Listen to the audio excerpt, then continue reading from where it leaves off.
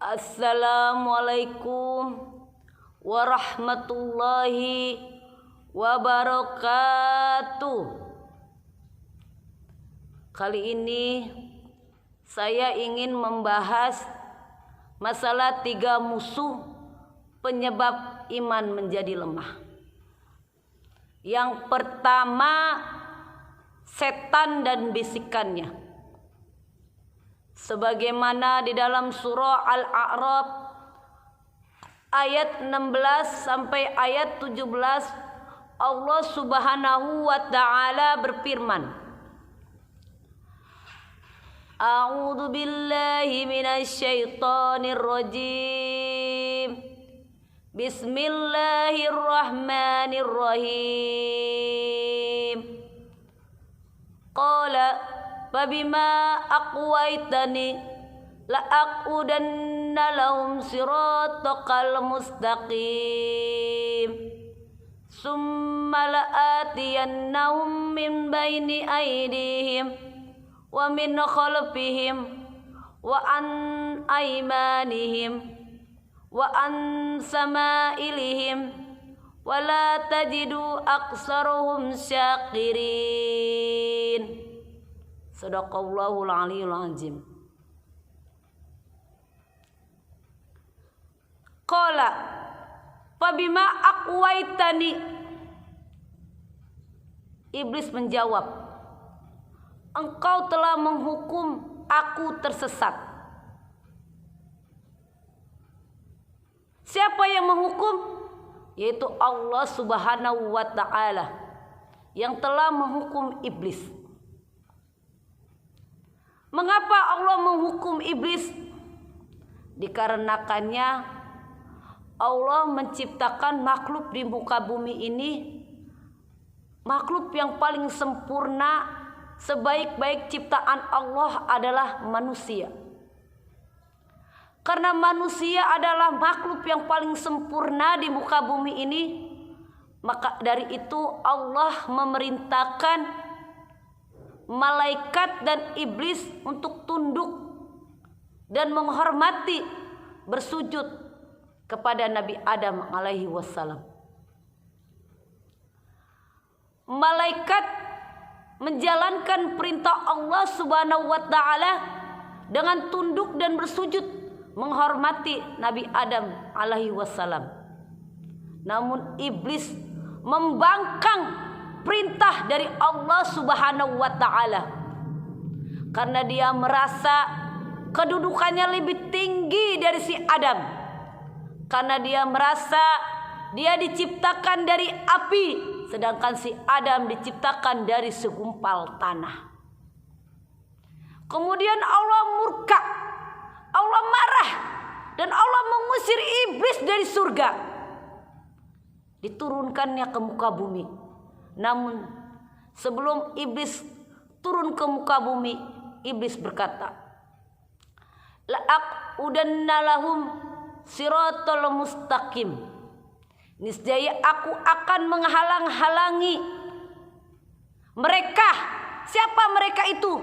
Keturunannya Nabi Adam, menuju jalan Tuhanmu, yaitu jalan yang lurus. Iblis akan menggoda dan menghalangi dan menyesatkan keturunan Nabi Adam untuk terjerumus ke dalam kemaksiatan, sebagai menemani iblis di hari kiamat, di alam akhirat nanti.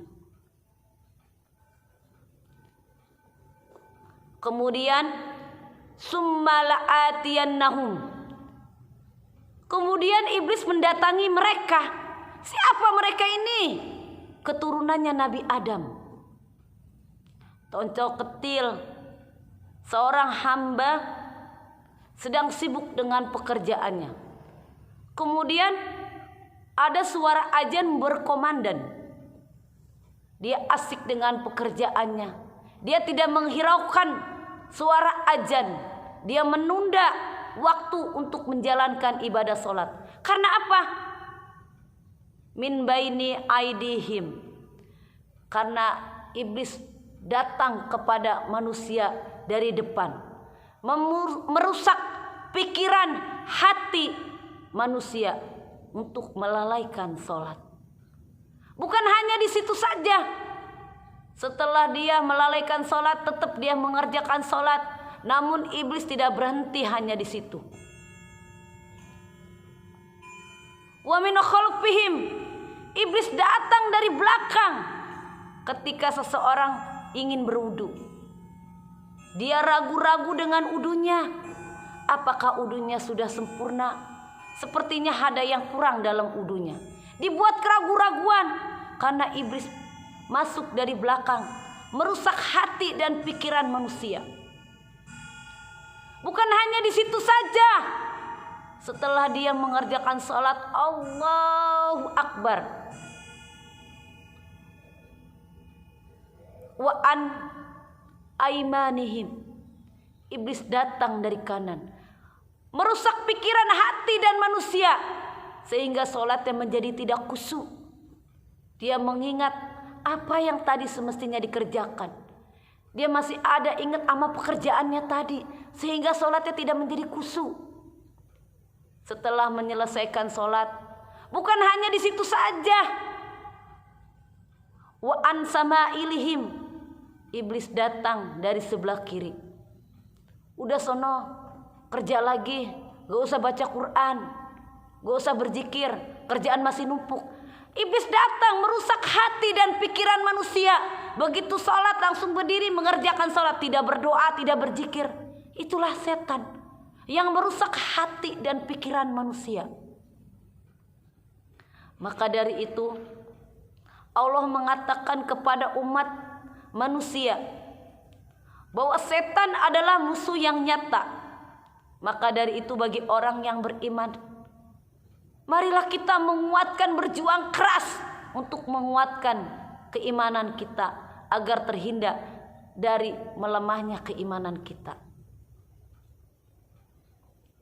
Kemudian yang kedua, dunia dan godaan. Jika seseorang hanya memotivasi berpikir hanya untuk masalah dunia, sehingga dia lupa dengan akhirat. Disibukkan dengan kesibukan dunia, sehingga dia lalai akan kewajibannya untuk mengingat akhirat. Sebagaimana Rasulullah Shallallahu Alaihi Wasallam bersabda, "Pamallahu mal faqra ahsya alaikum." Demi Allah, kemiskinan aku tidak takut kepada kalian. Karena kemiskinan aku tidak takut pada kalian. Karena orang kalau udah miskin, insya Allah dia akan semakin dekat sama Tuhannya. Karena dia sadar diri sebagai hamba. Dia lebih cenderung untuk mengingat Tuhannya dengan kemiskinan. Walakin asya alaikum an tubsata alaikum dunia. Dan akan tetapi aku khawatir pada kalian jika dibentangkan dengan dunia untuk kalian. Jadi Nabi itu khawatir kalau manusia udah selalu memikirkan dunia dan dunia, mereka akan lalai. Dan ini yang mengakibatkan iman menjadi lemah. Kama busitot ala man kana qablakum, sebagaimana yang telah dibentangkan dari sebelum kalian. Jadi masalah keduniaan ini, orang memikirkan dunia ini bukan hanya di zaman Nabi. Dari zaman jahiliyah pun sudah ada seseorang yang hanya memikirkan dunia, dunia dan dunia, tanpa pernah memikirkan akhirat. Patana sahuna, patana pasyuha, maka mereka berlomba-lomba untuk meraihnya. Meraih apa? Meraih keduniaan. Mereka tidak peduli yang halal dan yang haram.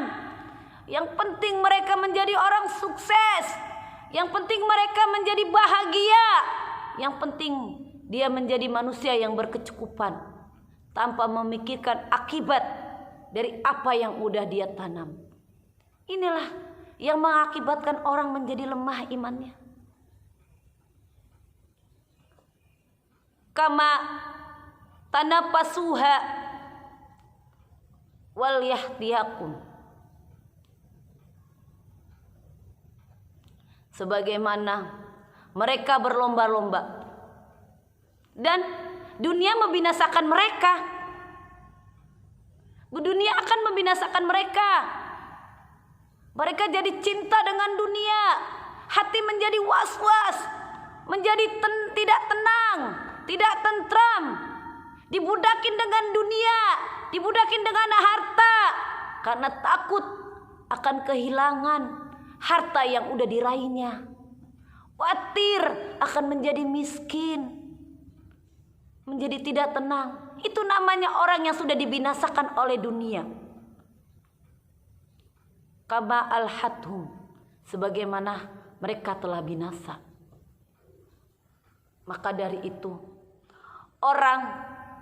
seorang hamba yang udah terkait dengan keduniaannya sehingga hubungan dengan akhiratnya menjadi lemah. Na'udzubillahi min dalik. Kemudian yang ketiga, teman yang buruk.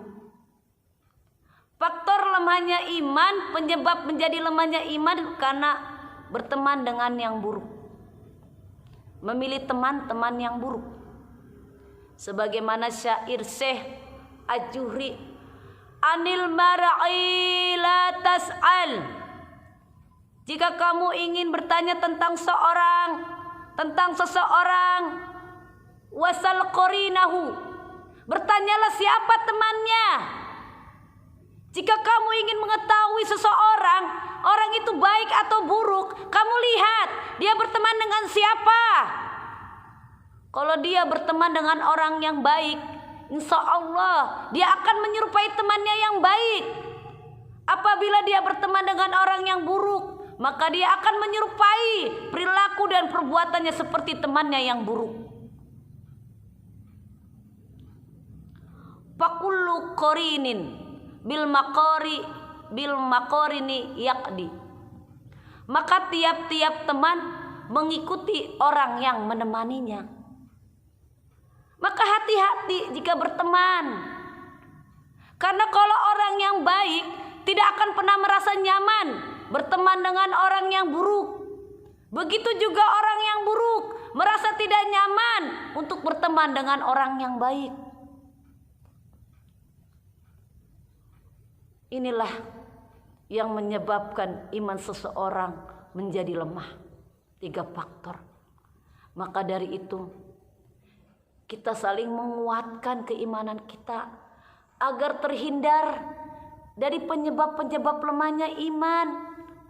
Bisikan setan yang selalu berusaha menjerumuskan manusia